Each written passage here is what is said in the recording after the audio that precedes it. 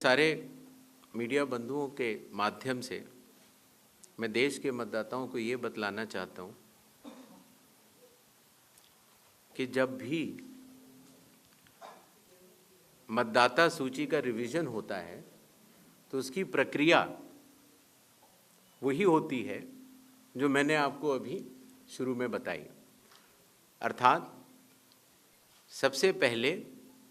Booth level officers और बीएलएज, राजनीतिक दलों के बीएलएज मिलकर एक ड्राफ्ट तैयार करते हैं और उसके बाद सभी राजनीतिक दलों को और उसी असेंबली कॉन्स्टिट्यूएंसी के मतदाताओं को ये अधिकार होता है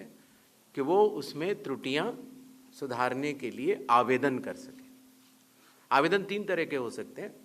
या तो किसी का नाम छूट गया हो तो फॉर्म 6 होता है, या किसी का नाम गलत जुड़ गया हो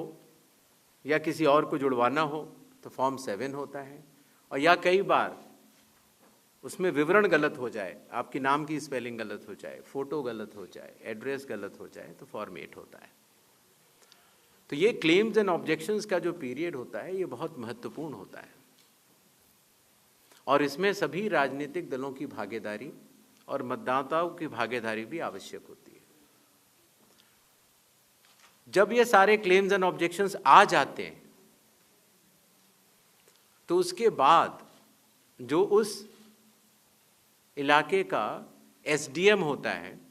जिसको कई जगहों पर इलेक्टोरल रजिस्ट्रेशन ऑफिसर भी बोलते हैं, जो कि स्टेट गवर्नमेंट का एक अधिकारी होता है, वो उस पर एक निर्णय लेता है और निर्णय करने के बाद एक अंतिम सूची का प्रकाशन करता है। ये प्रक्रिया में आपके माध्यम से सभी मतदाताओं को बताना चाहता हूँ, जिससे कि उन्हें भी सनद रहे कि पूरी प्रक्रिया होती क्या है। तो एक बार जब एसडीएम की तरफ से अंतिम सूची प्रकाशित कर दी जाती है, और याद रहे कि प्रारूप अर्थात ड्राफ्ट सूची भी पॉलिटिकल पार्टी से शेयर की जाती है और अंतिम सूची भी पॉलिटिकल पार्टी से शेयर की जाती है, और आजकल चूंकि तकनीकी का ज़माना है तो वेबसाइट पर भी इलेक्शन कमीशन की ये अवेलेबल होती है। इसके बाद भी अगर कोई भी त्रुटि रह जाए तो उस जिले के डीएम के पास एक अपील होती है, और अगर डीएम से भी उस त्रुटि का समाधान न निकले तो उसके ऊपर उस प्रदेश के चीफ इलेक्टोरल ऑफिसर के पास एक अपील होती है। जो अंतिम सूची प्रकाशित हो जाती है उसके ऊपर हो जाते हैं चुनाव। जब चुनाव होते हैं तो पॉलिटिकल पार्टीज अपने कैंडिडेट्स को खड़ा करती हैं और उन कैंडिडेट्स को ये सूची एक बार फिर दे दी जाती है कि इस सूची के ऊपर मतदान होगा, और ये सूची मतदान केंद्रवार दी जाती। इस प्रक्रिया के बाद जब चुनावी मतदान होता है तो मतदान केंद्र के अंदर हर प्रत्याशी को यह अधिकार होता है कि वो पोलिंग एजेंट्स को नामित करे, और वही सूची पोलिंग एजेंट्स के पास भी होती है। तो उदाहरण के तौर पर जब हमारा कोई मतदाता जब मतदान करने जाता है तो पोलिंग एजेंट्स देखते हैं, और अगर कोई गलत व्यक्ति जा रहा है या कोई 2 बार जा रहा है तो उसके ऊपर ऑब्जेक्शन भी कर सकते हैं। मतदान प्रक्रिया समाप्त होने के बाद मतगणना होती है, और मतगणना के बाद रिटर्निंग ऑफिसर रिजल्ट्स डिक्लेयर कर देते हैं। ये एक डिसेंट्रलाइज्ड कंस्ट्रक्ट है। संविधान के अनुसार ये पूरी जिम्मेदारी चुनाव आयोग की है, लेकिन लोक प्रतिनिधित्व कानून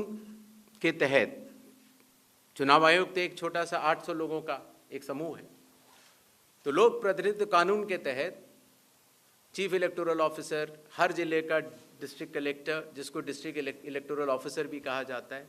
हर असेंबली कॉन्स्टिट्यूएंसी का इलेक्टोरल रजिस्ट्रेशन ऑफिसर जो कि एसडीएम भी होता है, बूथ लेवल ऑफिसर्स, ये सभी के सभी सिर्फ इसी काम के लिए चुनाव आयोग के पास डेपुटेशन पर भी रहते हैं, सिर्फ मतदाता सूची और मतदान कराने के लिए। तो जब रिटर्निंग ऑफिसर रिजल्ट डिक्लेयर कर देता है, उसके बाद भी कानून में प्राविधान है कि आप 45 डेज के अंदर आप